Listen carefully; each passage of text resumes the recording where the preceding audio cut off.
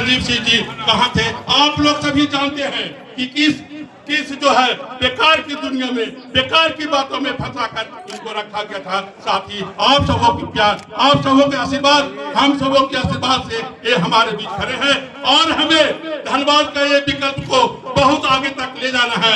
धनबाद की कमान श्री संजीव सिंह को देना है और हम आशा ही नहीं पूर्ण विश्वास के साथ मठपुरिया वासी से आश्वस्त करते हैं श्री संजीव जी को, अपने नेता को, कि हम लोग आपको भारी से भारी मतों से विजय बनाकर नगर निगम में पहुंचाएंगे और उसके बाद आगे भी पहुंचाएंगे और जो है सेंट्रल दिल्ली तक है उनका भी कमान आपको तो संभालना पड़ेगा। साथ ही जय हिंद, धन्यवाद। आप शांति बजाय रखें। सामने से हट जाइए। हमारे पास मैं यहाँ क्योंकि पहले भी आई थी और मैं यहाँ भाभीियों के साथ दीदियों के साथ घूमी और यहाँ आके मैंने यही जाना कि यहाँ पानी की सबसे बड़ी समस्या है। नालियाँ भी बहुत अव्यवस्थित है और हमारी माताओं बहनों के समक्ष रोजगार की भी दिक्कत है।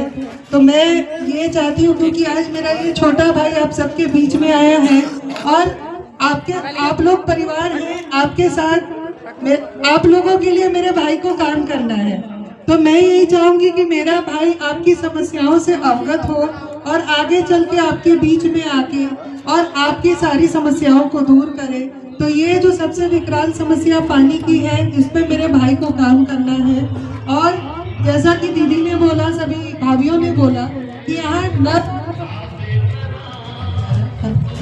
यहाँ पे नल और पाइप तो बिछ गए लेकिन पानी कभी नहीं आया। तो आज एक वाटर टैंक हमें स्थापित करना होगा और दूसरा कि जब तक उस वाटर टैंक की स्थापना नहीं होती है तब तक टैंकर के माध्यम से इस मोहल्ले में पानी हमेशा मिलता रहे। तो आगे मैं माइक अपने भाई को देती हूँ, वो आपसे।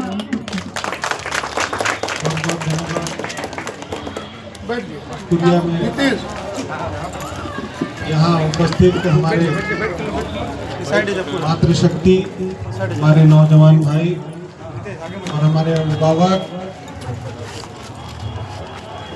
विगत 6-7 दिनों से लगातार धनबाद के क्षेत्रों में दौरा कर रहे हैं, घूम रहे हैं, समझ रहे हैं कि धनबाद में आखिर ऐसी क्या समस्या है जो लोग उससे सबसे ज्यादा हमने जब धनबाद के विभिन्न क्षेत्रों में जब घूमने का काम किया, लोगों से मिला और आपको बता दें कि जब 8 साढ़े 8 साल बाद 9 साल के बाद जब धनबाद की धरती पर लोगों के बीच में जब से घूमने का और लोगों से मिलने का सौभाग्य प्राप्त हुआ, महादेव की कृपा से, माँ आदिशक्ति दुर्गा की कृपा से, तब से जब लोगों से मिल रहे हैं, क्षेत्र में देख रहे हैं, तो लोग ये कहते हैं, कुछ लोग हमसे बोले कि धनबाद का बेहतर विकास हो गया है। और आप 8.5 साल 9 साल जब धनबाद में नहीं थे तो धनबाद बदल गया। हमने जब देखा कि जब धनबाद के शहरी इलाकों में जब हम गए तो वहां देखे कि अच्छी साफ सफाई की व्यवस्था है, लेकिन जब शहर के जब गया पुल के इस पार आते हैं तो इस पार का एक अलग दर्द है। इधर के लोगों की समस्या है, इधर के लोगों की परेशानी है, परेशानी बहुत बड़ी बड़ी परेशानी है, लेकिन बहुत छोटे तरीके से उसको समाधान किया जा सकता है। जैसे आपको ये बता देना चाहते हैं कि आप जिस तरह से पानी की समस्या की बात कर रहे हैं, तो पानी में सबसे बड़ा समस्या आपके ही क्षेत्र की बात नहीं, आपके ही मोहल्ले की बात नहीं, आपके घर की बात नहीं, ये समस्या धनबाद ऐसे पौष इलाकों में जहाँ जिसको VVI कॉलोनी लोग बोलते हैं, अपने आप को थोड़ा सा अपग्रेड समझते हैं कि हम बहुत आगे हैं, उस स्थिति में भी वहाँ लोगों को पानी नहीं मिलता। पाइप बिछा हुआ है, घर में कनेक्शन है, लेकिन उसके बावजूद भी वहाँ लोगों को पानी उपलब्ध नहीं कराया जाता है। कई एक जगह तो 7 दिन 8 दिन 10-10 दिन तक तो एक टाइम भी पानी नहीं चलता। तो लोग इस भारी समस्या से परेशान है। कारण कि जो वाटर सप्लाई का जो सिस्टम बना हुआ है उस पर जो लोग काम कर रहे हैं, जो भी उसमें फंड पास किया जाता है उसमें पूरा गड़बड़ झाला रहता है और उस पर कोई निगरानी नहीं। आपने 5 साल मेयर के रूप में भी और जनप्रतिनिधियों को देखा और 5 साल आपने सरकार के हाथ में नगर आयुक्त के रूप में जो पदस्थापित थे उनके हाथ में भी आपने विकास का काम देखा। दोनों स्थिति में धनबाद का शहरी इलाका बहुत बुरी स्थिति में घिरा हुआ है। बिल्डिंग तो खड़ी है लेकिन उसमें पानी की व्यवस्था नहीं। और इतना ही नहीं, अगर किसी गली मोहल्ले में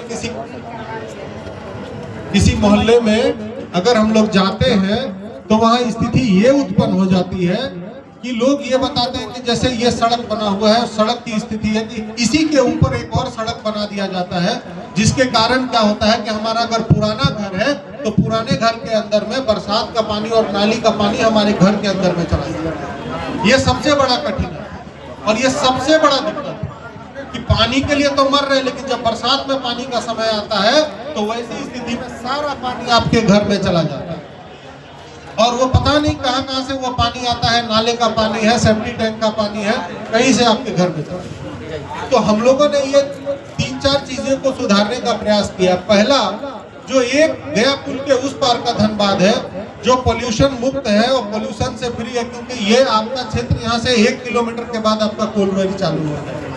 वहाँ जो ब्लास्टिंग होता है, जो उड़ता है डस्ट, वो आपके भी क्षेत्र में आता है, आप इससे प्रभावित रहते हैं। मेरा एक सबसे बड़ा संकल्प है कि जो कोलवरी क्षेत्र के आसपास में रह रहे लोगों का जो घर बना हुआ है, वो रहती है, या जो ऐसे भी लोग घर बना के रह रहे हैं, उनको सबसे बड़ा ये हम सुविधा देना चाहते हैं कि जो धनबाद गया पुल के उस पार के जो जिंदगी लोग जी रहे हैं, वही व्यवस्था हम इधर भी ला दें। बहुत लोग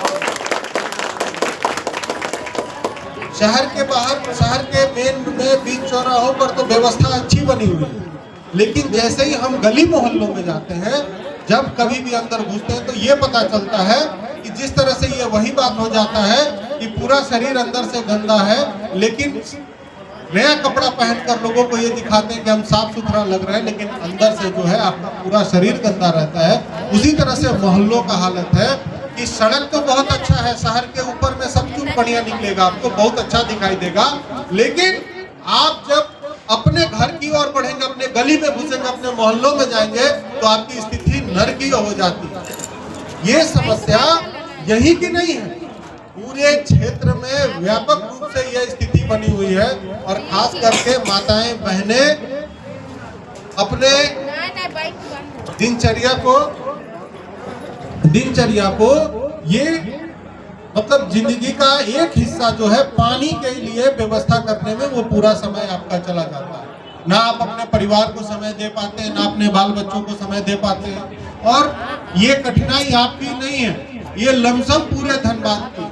कुछ लोग ये दिखा रहे हैं कि हमने धनबाद का विकास कर दिया, हमने धनबाद को चमकता ये कर दिया, हमने धनबाद में तालाब बना दिया, हमने धनबाद में पार्क बना दिया।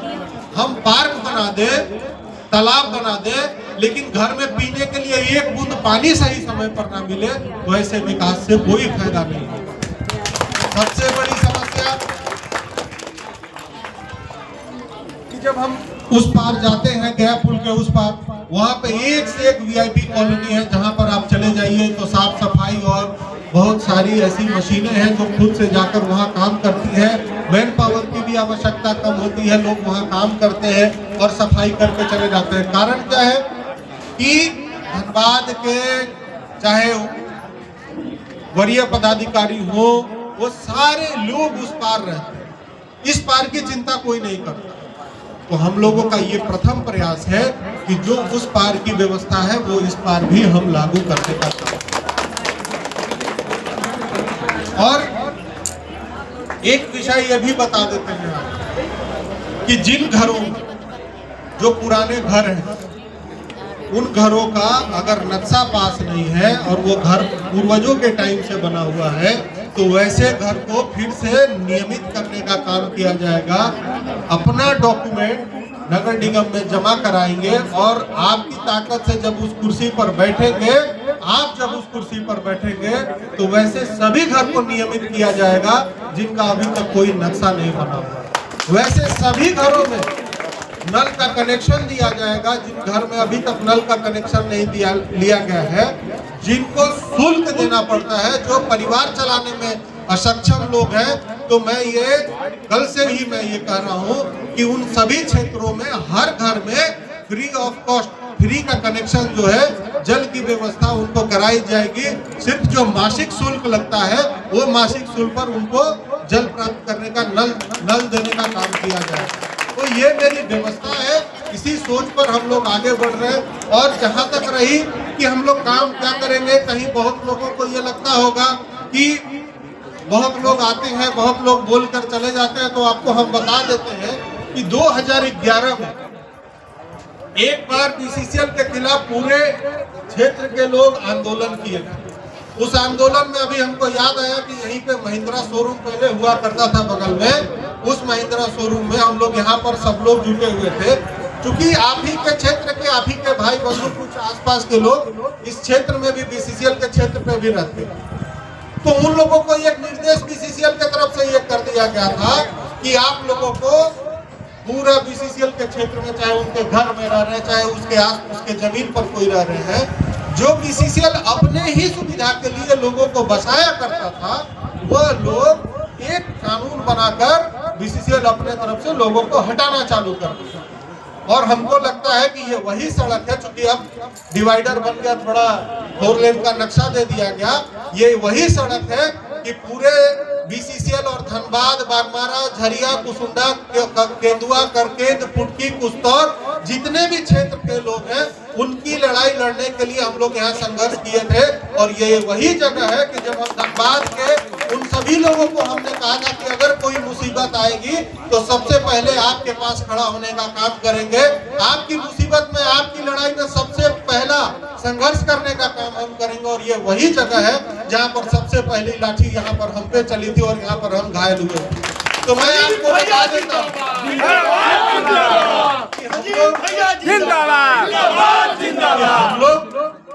हम लोग झरिया विधानसभा में कई बार हम लोगों को प्रतिनिधित्व करने का मौका मिला है। वहाँ भी हम विधायक थे, हमारी माता जी भी विधायक थे।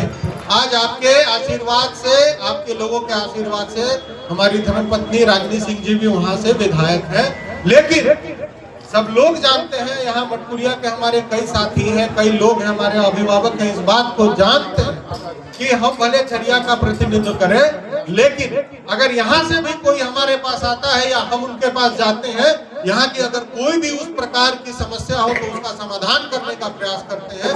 और आपके तकलीफों में, आपके मुसीबत में सबसे पहले ढाल बनकर हम खड़ा होते हैं। तो इस बात के लिए आप एकदम निश्चिंत रहिए। हमारी माताएं, बहनें, हमारी मातृशक्ति, हमारे नौजवान साथी, हमारे अभिभावक इस बात के लिए निश्चिंत रहे कि आपके किसी भी प्रकार की समस्या को अगर उत्पन्न होती है तो सबसे पहले ये लड़का, आपका भाई, आपका बेटा, आपका बंधु आपके आगे पहले खड़ा मिलेगा और आपकी समस्या का समाधान करने का प्रयास करेगा।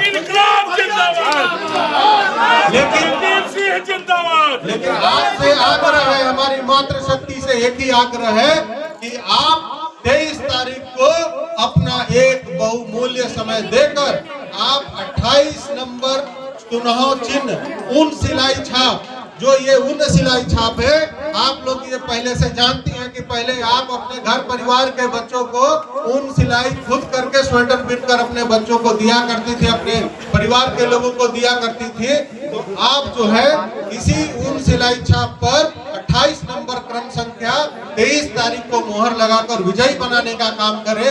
मैं निश्चित रूप से आपसे यह स्पष्ट कहना चाहता हूं कि आप जिस व्यक्ति को कुर्सी पर बैठाएंगे वो आपका बेटा, और आप स्वतः उस कुर्सी पर बैठेंगे, धनबाद की जनता उस कुर्सी पर बैठेगी और अपना काम आप स्वतः करवाएंगे। आपको इतना अधिकार रहेगा। आप एक मेयर चुन रहे हैं, आप अपना एक बेटा चुन रहे हैं, आप अपना एक भाई चुन रहे हैं, आप अपना एक सहयोगी चुन रहे हैं। आप कोई डिक्टेटरशिप करने वाला व्यक्ति को नहीं चुन रहे हैं, आप किसी अधिकारी को नहीं चुन रहे हैं। और निश्चित रूप से ये भी आपको बता देना चाहते हैं कि आज धनबाद में जितना सरल रूप से मिलना हम लोगों से आसान है, हमको लगता है कि कोई उतना सरल रूप से किसी से कोई मिलने जुलने के लिए कोई तैयार नहीं है। बहुत बहुत धन्यवाद।